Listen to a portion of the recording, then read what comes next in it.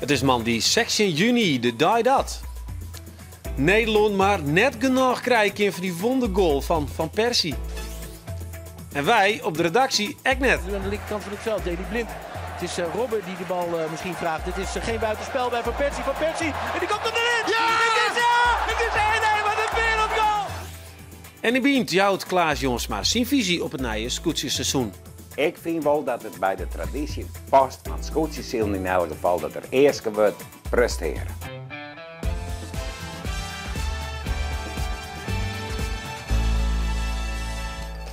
Heel goeie en welkom bij Bient. In deze laatste weken van het seizoen van Bient doggen wij verslag van Oerol. En Miranda Werkman is daar voor u op het eiland. Miranda, ja, wat kunnen we al hier verwachten van deze komende weken? Ja, de 33e editie van Oerol is in volle gang. Het eerste weekend is goed vroeg, heb je alweer achter de rug. Maar het wordt nog ontemai snijn. 40 theatervoorstellingen, muziek, doens, experimenten en expedities. En wij doen er verslag van.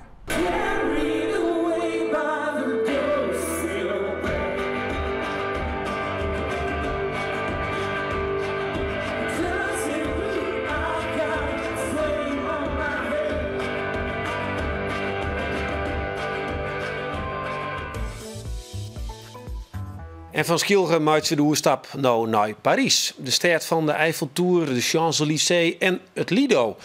Dat is het variété-theater. Mooi zang, doens en een lietsvleugje erotiek. Siebrich van der Veen die groeide op in Eerstem, maar is nou al Santjenier doenseres in dat verantvernemde Lido dus. En voor een serie Oer Friezen in Frankrijk zocht mijn collega's van het radioprogramma Bureau de Vries haar op. En speciaal voor Bient mochten wij achter de skilman echt nog eens een keer filmen.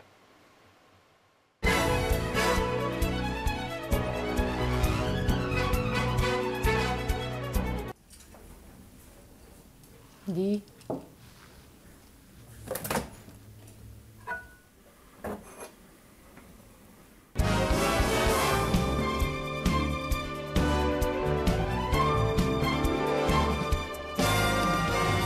Ja, het is echt een droom dat ik ooit, sinds maar echt van toen in mijn werk, dat ik echt net dacht dat het zo leuk. Ik denk, nou, misschien dat ik zo nog aan een weekend zie, ergens een show zie, Gindwaan.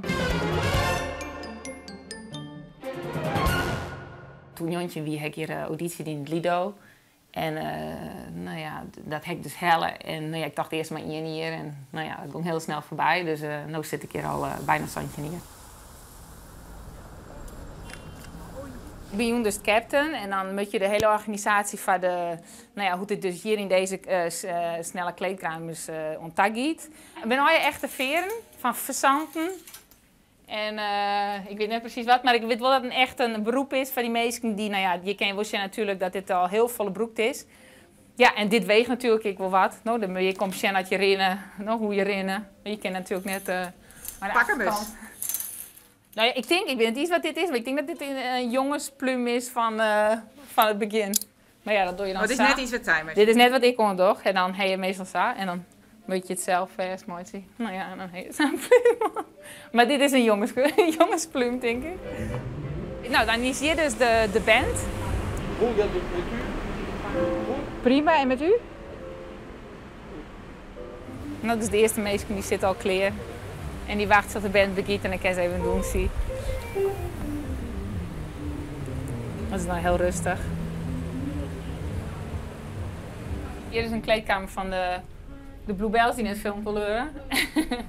En nou ja, het is wat een shock, want het is heel oud en kreekt al hier. Nou ja, dit is dan mijn kleedkamer, hier zit ik.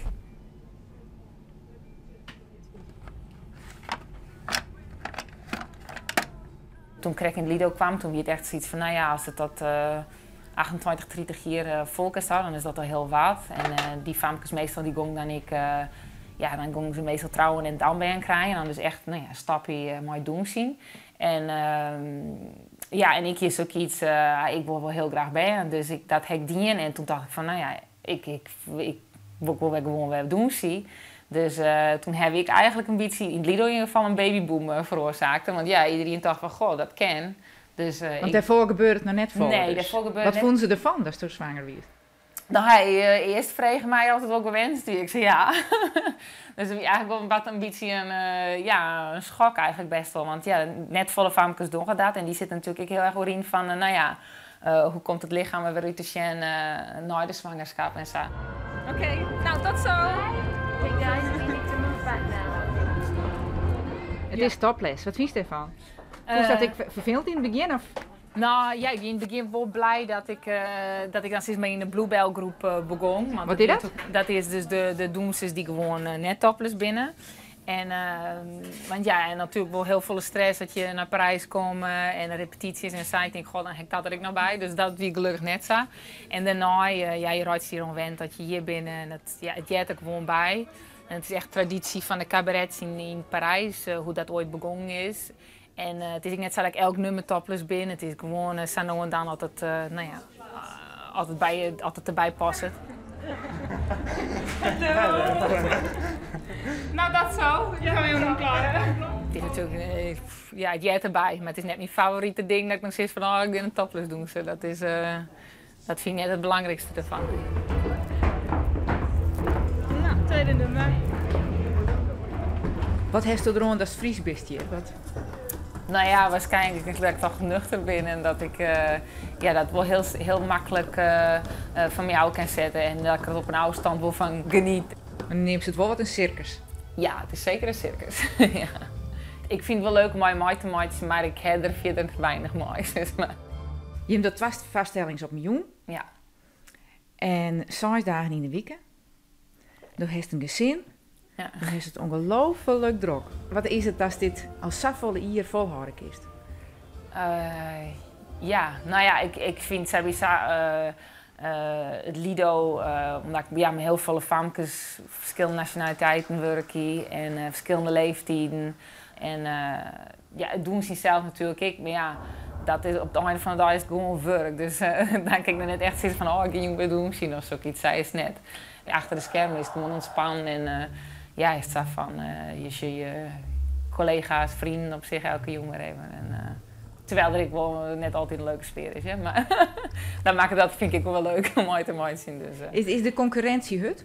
Ik heb wel hand dat Famke bijvoorbeeld mijn squon verstappen. Is maar voor de volgende dag dat ik die squon die ik moest leren, dat ik die net om kon hebben. En dan zal ze de volgende dag pakken en dan wist het er net. Dus ja, je hebt wel wat van dat soort dingen heel mooi te zien.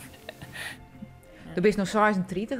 Het eind van je carrière in het Lido is in zicht, zeg maar. Ja. Wanneer wist je net krijgt? Nee. Hoe is dat? Nou eigenlijk, nooit het erom zitten komen, liet het maar om me heen gaan. En dan gaat er weer iets een hele naaie door van, wat zou ik nood doen? En daar heb ik eigenlijk best wel zin in.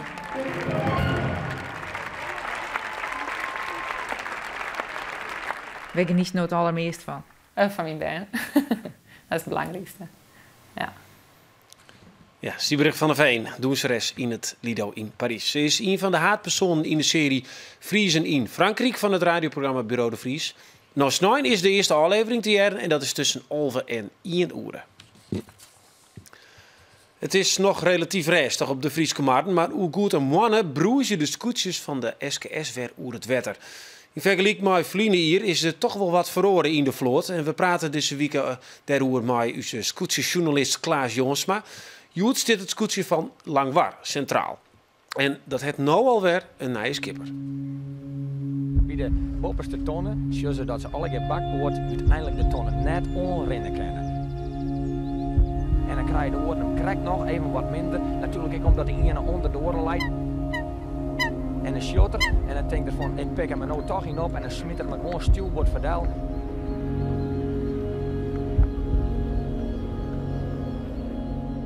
Ja, het scootje van Langwar. Het versliet liekevlug skippers als voetbalclubs trainers. Twee liens die er dan lang omlet de Saveenske Zwager om het helm houdt. Jaap Zwager, die in het scootjesjournaal nog over zijn ambities praten. Dus 4-4 de tijd en dan uiteindelijk binnen die 4-4 maar het uiteindelijke doel wijzen om een keer kampioen te worden van de SKS? Ja, dan we zeker mooi waren in het top van het klassement. En dat is mijn doel echt. Ja. Daar kun ik mezelf de tijd voor. Maar die tiert had er net kregen. Begin dit jaar stapte Jaap Zwager op om er net nog in doorkomen naar de plaatselijke commissie. Zijn opvolger is Johannes Meter, die aan de kant zet waard door het Lemsterscootje.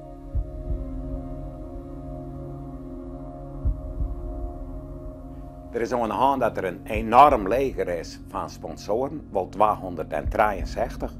Dat er een drive is, ik vanuit die sponsoren, om toch in elk geval mee te doen om te prijzen. Dat er een voorzitter is, Robert van der Werf. Die er nog net zo lang, maar die heeft zijn wortels in de sport. Het bij SC Heerenveen een eigen functie aan. Dus die wil ik vooruit. En dat is een oer, vrij sterk in het dorp. Maar ik bij de skippers die het ze hebben, echt mensen die wend binnen vanuit oude traditie te zien. Dan voor het startschot lezen de meesten op de startlijnen, mij de zweten in de grond. Dan scoren we alle jaren naar die bovenste tonnen toe.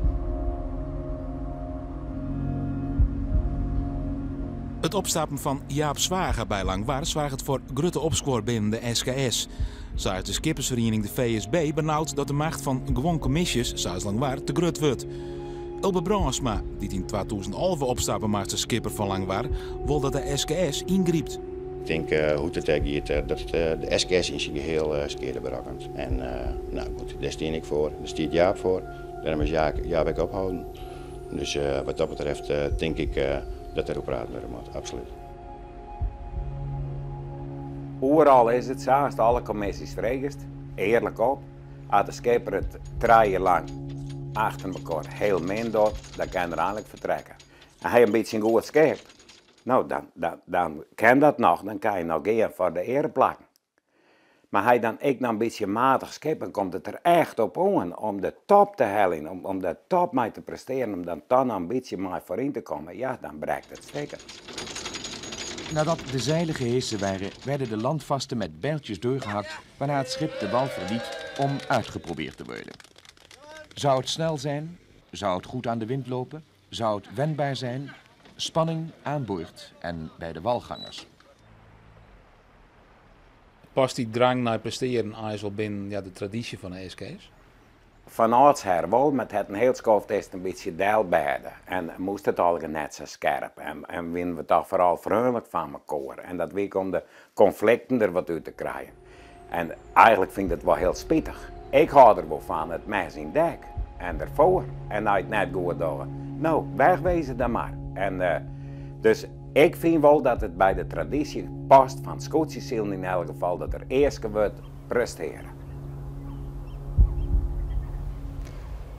Nou, dat is dan helder. Morgen gaat het door de jonge skippers in de vloot en de modernisering die zij maar gaan uitbrengen. Ja, ze hebben een prachtige klus. Dus verslagjouwers Albert Jensma en Miranda Werkman, want zij zitten deze hele week op Oerol. En zij doen een verslag van alles wat er te redden is. Miranda, dat is er al een paar dagen. Hoe is de sfeer op Skilge? Ja, Roelof, dat heeft toch een hele aparte sfeer. Hè? Zodra die boot aanbist en je voert in de groen zest, dan kom je eigenlijk letterlijk weer dan los van de vaste wal en alles wat je daar dwaande houdt. En je zit er gelijk in dat festivalsfeerke. En als je dan over het eiland binnen, dan stroffel je haast door alle fietsers die het al hier onderwijs binnen naar vaststellings, die het helemaal in elkaar doken in hun jassen zitten, altijd een beetje spettert. En als de zinnen dan weer even zinnen, dan komen die jassen uit. En zo zijn ze al hier onderwijs en zijn ze al hier op ziek naar een stukje ondervinding of verrassing of even druut. Ja, er is echt een grote verhoring dit hier. Net meer het Green Stroon als festivalterrein. Maar wat oors, hoe vinden mensen dat? Ja, dat is nou de betonning hier achter mij. En de vervente oeralgonger die is natuurlijk wend om mij de tas en een wiensidrine of een pipilskes de hele dag op het Green Strand lezen te kunnen lekker luisteren naar muziek. Nou, het Green Strand een keer nog wel komen, maar voor de muziek moet je hier echt wijzen. Hier op de betonning, dat is op de haven van Skilge. En meestal moeten daar gewoon even wennen, het Sassintiert nedig. Maar Zuid-Oeral, het past wel bij u. Het past wel bij Sense of Place, het thema van Oeral. Je bewust wijzen van je omjouwing. En die je Dirk verantwoordelijk voor vielen. En dat is toch wel heel graag iets wat Oeral wil. Oeral, het grootste locatie theaterfestival van Europa.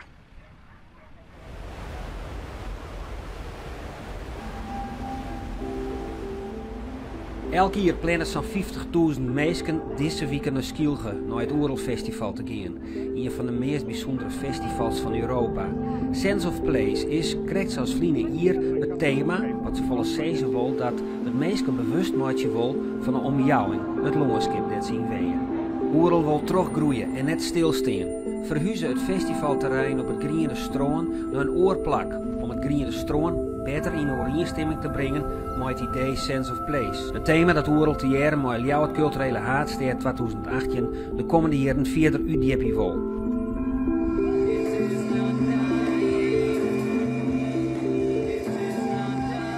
En dat is Oerol. Oerol die zich niet als een traditie opgeldt, maar als een ontwikkelend festival. We gaan nieuwe dingen creëren, wat ergens anders in de wereld nog niet echt mogelijk gemaakt is. En dat willen wij wel, want we hebben de kans. En Leeuwarden culturele hoofdstad is gewoon de grote open poort naar de rest van de wereld. Om te zeggen van kijk eens even hoe wij hier werken. We gaan met elkaar hier laten zien hoe ook in 2018 Leeuwarden, Friesland terecht de Europese culturele status heeft gekregen. We zullen Europa een poepie laten ruiken hoe wij hier de wereld kunnen veroveren op het gebied van locatietheater. Goedemiddag Oerol! Goedemiddag Oerol!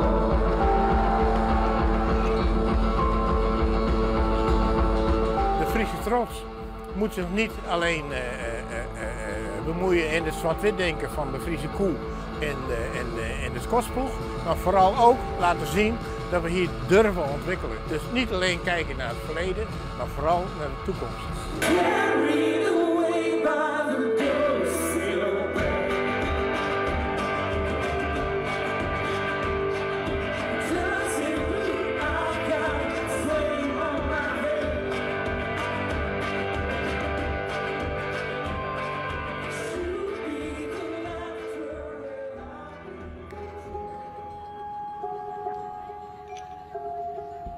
Is als je het zo uitpakt, het boekje, dan zie je langzaam de tekst Watland verdwijnen in het water. Het water komt op, eb en vloed. Langzaam verdwijnt de tekst en het water wordt zichtbaar.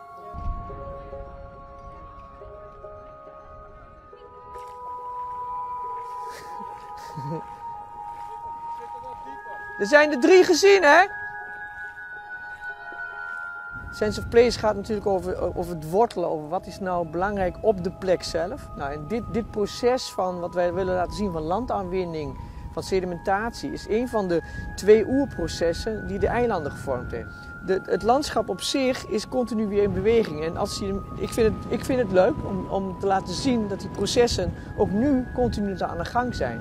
En zoals wij spelen met de natuur, speelt de natuur weer met ons. Dus wij maken hier Mondriaanse, noem het maar, plagerijtjes voor de natuur. Hè? Dus door deze dingen, dan moet het water, remt daardoor. Daardoor wordt de sedimentatie afgezet. Door die open structuur kan het er ook nog steeds heen en weer doorheen. En je ziet gewoon al dat dat nu gaat werken. En de natuur hoeft er maar 1 keer met een windkracht 5 doorheen en het is weer totaal anders. Door die kamers ga je beter kijken wat je ziet. En je ziet overal visjes en kwalletjes en krabbetjes. En het is gewoon een hele rijke wereld. Anders loop je gewoon langs het water door. Je wordt nog een beetje gevangen, een beetje ingekaderd. En dat geeft het heel mooi effect ervan.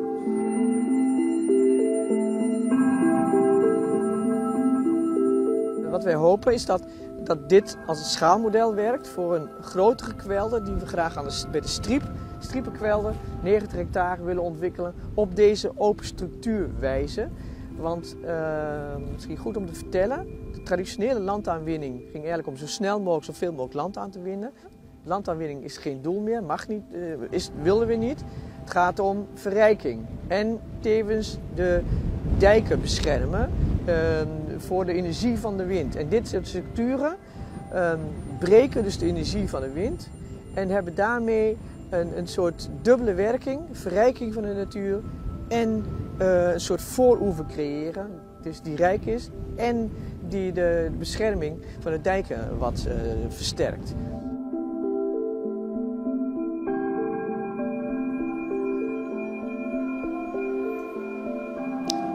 Ja, we zeggen ze nou rennen op het strong. Wat leuk aan Oeral is ook dat je samen onderdeel worden kan uit je op stritter rennen van een vaststelling. Bist je al Tjinka, Miranda? Ja, dat is het Strittheater. En dat is ik werd Oeral eer ik mooi uiteenset is. Het een skofje er ik wel wat uitwest, maar dit hier is het zeker. Waarom? En dat is natuurlijk een hartstikke leuk onderdeel. Als je op Westrin of op Midslaan of op het Westerkijnfestival, dat je dan in dat Strittheater te lonen komt. Vind je het leuk, Gerrit? Ja, ja. Vooral het publiek erbij. Dat is ja, hij ja? Brengt het publiek mee. Ja.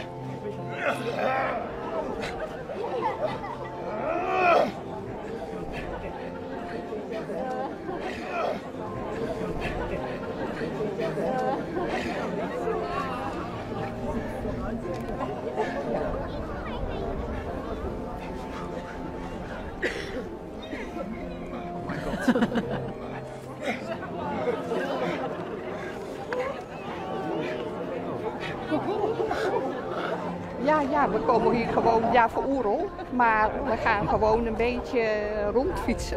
En dan kom je in één keer hier. Dat is wel heel leuk. Het is echt om te genieten.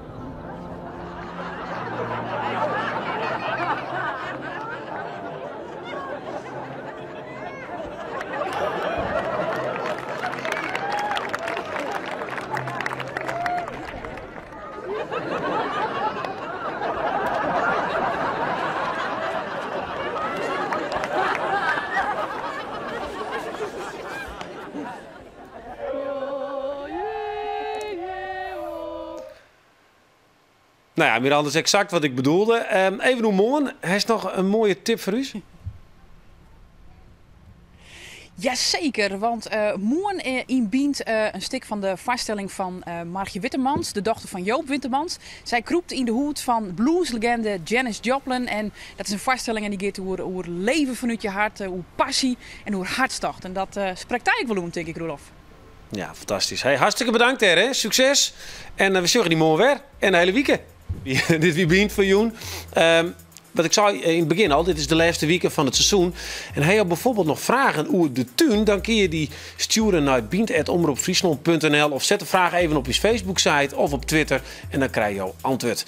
Voor nu een hele mooie Joen verder.